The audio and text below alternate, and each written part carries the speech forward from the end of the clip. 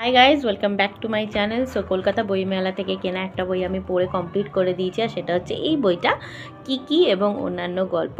এটা অরবিন্দ পাঠমন্দির থেকে আমি কালেক্ট করেছি এবং এই বইটার হচ্ছে শ্রীমায়ের বলা গল্প অবলম্বনে শ্রী অরবিন্দ আশ্রম পন্ডিচেরি থেকে। বইটার দাম মাত্র 22 টাকা। বাট কি কিউট দেখো বইটা! যারা ক্যাট লাভার বা যারা পশুপ্রেমী তাদের অবশ্যই সংগ্রহ এই বইটা থাকা দরকার।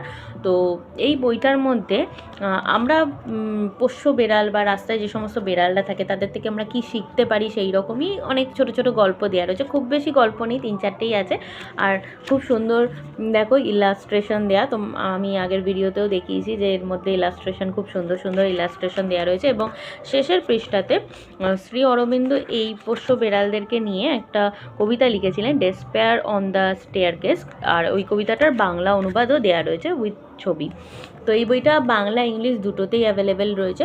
তোমরা যখন এতে যাবে আর কি, কলকাতা বইমেলায় 9 তারিখ অবধি রয়েছে, সেখানে গিয়েও এটা কালেক্ট করতে পারো, বা অরবিন্দ পাঠমন্দির যেটা রয়েছে সেখানে গিয়েও তোমরা এই বইটা কালেক্ট করতে পারো।